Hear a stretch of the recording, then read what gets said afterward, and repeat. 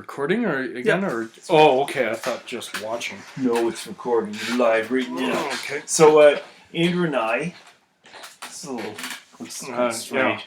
Yeah. Let me move this down a bit.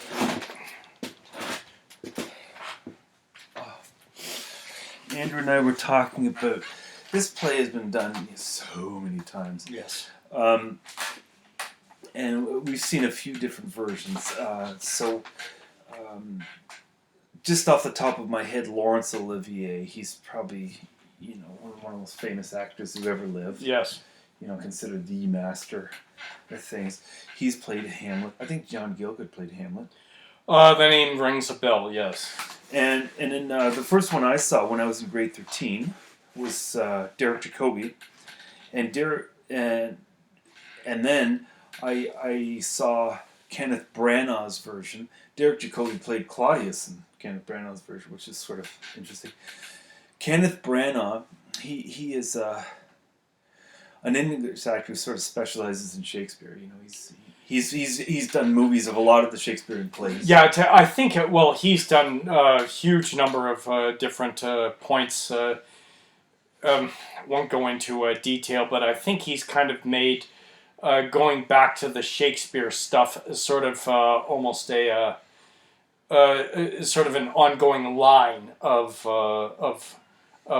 work of shall we say dramatic exploration. And interestingly enough, he's the one that he had severe criticism about Keanu Reeves. Now you would know Keanu Reeves as John Wick, and I love the John Wick movies. I think he's done really. Have you seen the John Wick movies? Yes. Yeah, I love especially the first one. You can't replace the first. Usually the sequels are kind of not as good. But he what did he say about?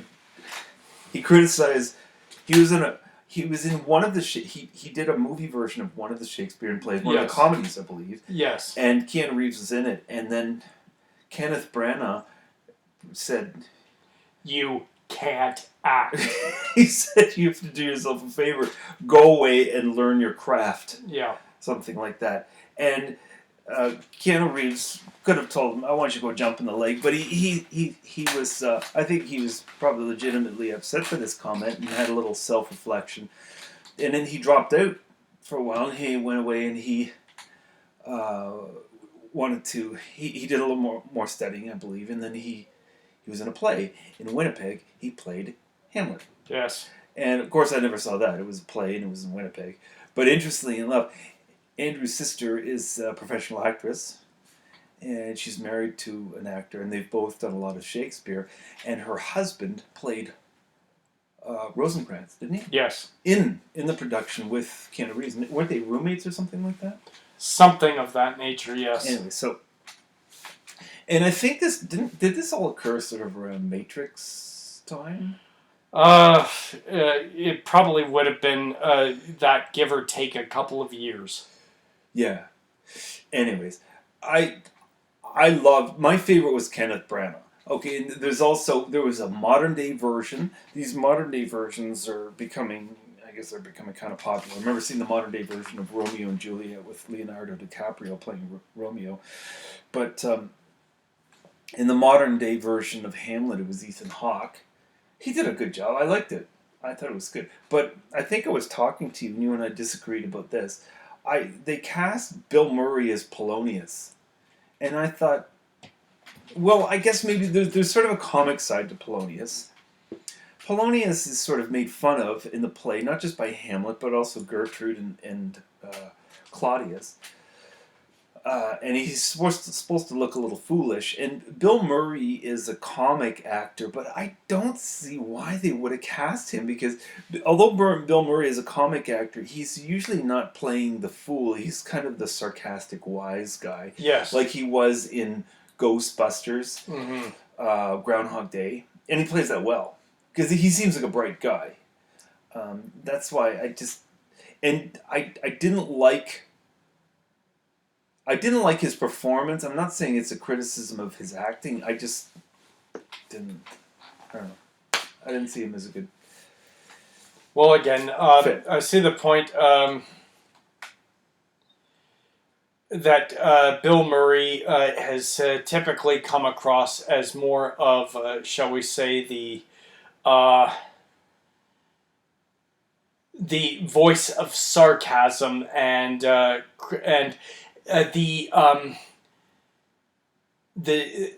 developer of irony in stories, whereas Exactly. Like so. Polonius is the fool. Yeah. And as you mentioned, the two roles are very, very different. The only thing I can think of off the top of my head that Bill Murray has played where he's sort of playing the fool is Caddyshack. Yes, absolutely. And in that, he is basically a serf. Yeah. He has no position. He goes ahead and does the lowest rank jobs on the golf course, Yeah. including cleaning the pool after Ted Knight thinks that somebody's done their business in it. Yeah. Yeah.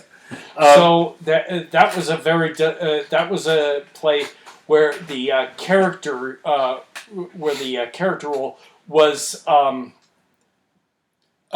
shall we say complete. But I mean, he never breaks that. His character was almost slapstick, and Polonius is definitely not slapstick. Okay, moving on. The other one was, and you said you've seen it. I haven't seen it. Is the Mel Gibson version? Yes. And I heard. I think when it came, didn't it come out in the late 90s? Again, I would have to. I know it came out before like Lethal Weapon 4, which was 98. So well, that's why I remember when it came out. People were kind of Mel Gibson. You know, it seemed a little incongruous that this guy who's the previous roles he's played and now he's doing Hamlet. Come on, yeah. And I think when I was reflecting, I was like, isn't it a little old for Hamlet? But it seemed fine. I've seen scenes from it, but I heard at the time people that saw it, and these are like English teachers, people that would be critical of it. They really liked it. And they, I mean, I've taught in schools or in the English office, they have the Mel Gibson version. You know, they favor it. But here's the thing. I thought, you know, I'm teaching grade 12 English. We're gonna do Hamlet. I'm like, oh wow, okay, I'm gonna see it again. And then I thought, yeah, I'll see the Mel Gibson version. I can't find it anywhere. I look on iTunes, it's not there. I look on Cineplex, it's not there. I was lucky to be able to look it up on the internet on IMDb and find out that Mel Gibson actually did, just to see that I'm not losing my mind.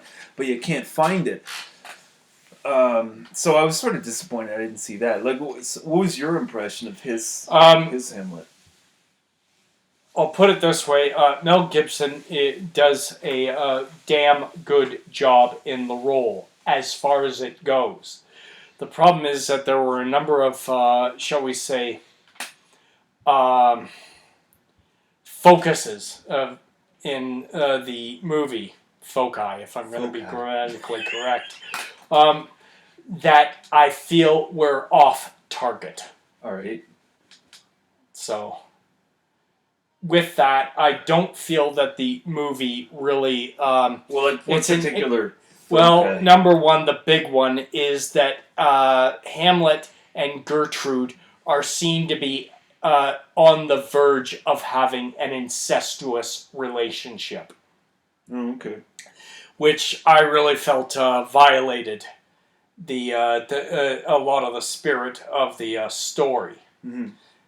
Because, again... Gertrude, at least as far as I can see in the story, has almost abandoned her role as Hamlet's mother. Mm. She is basically... she becomes almost the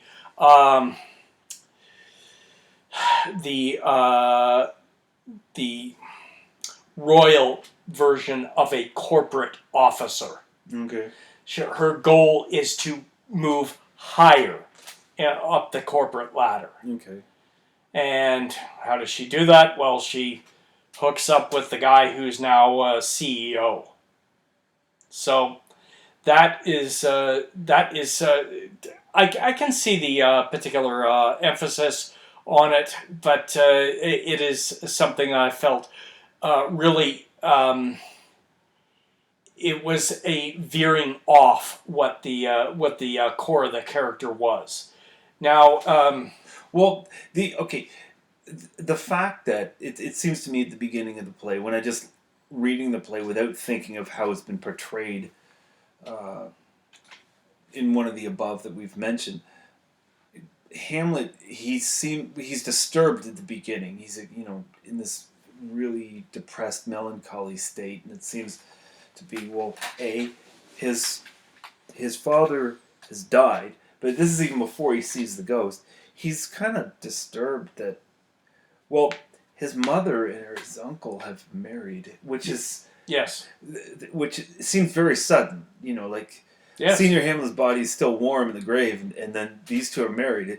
It's like a month later.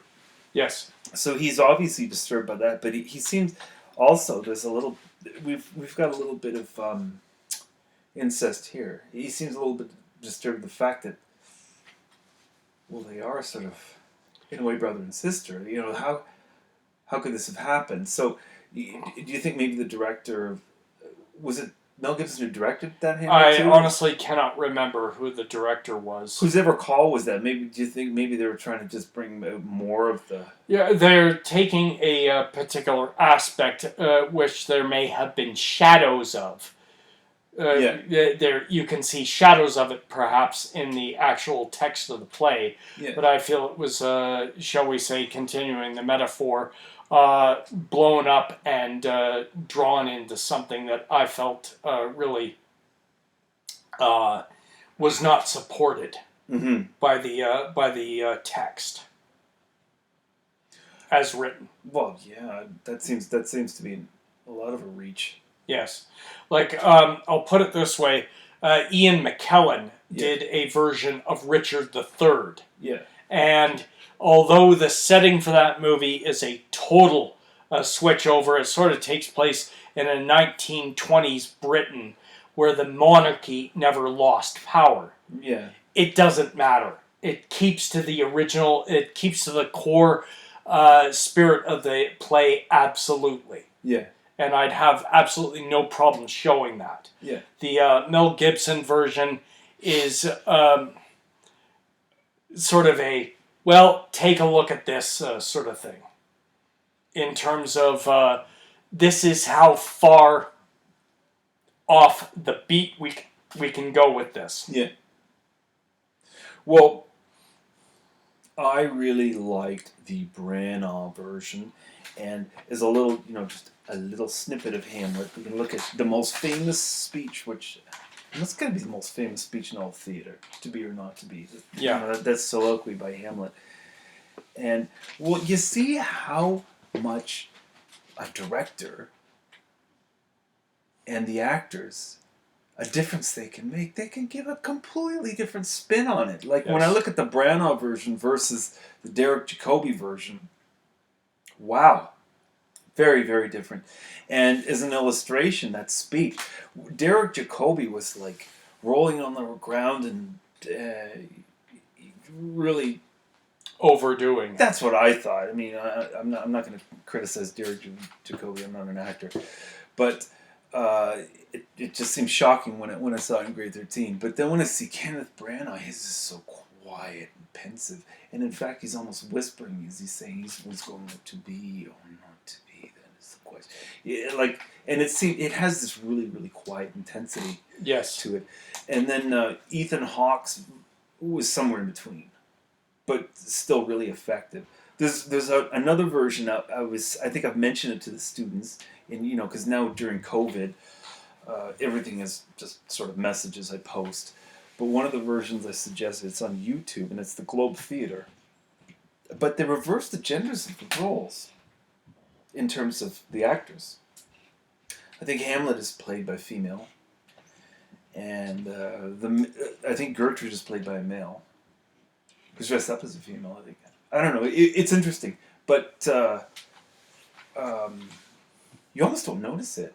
You may notice it at first, but then once you get into the play, you're watching it, and it's just legit. I would agree. I would agree with that absolutely. Yeah. And again, for me, that's a case of almost sort of analogous to what Ian McKellen did with Richard III. Yeah. It's switching the settings, not the core of the story. Right.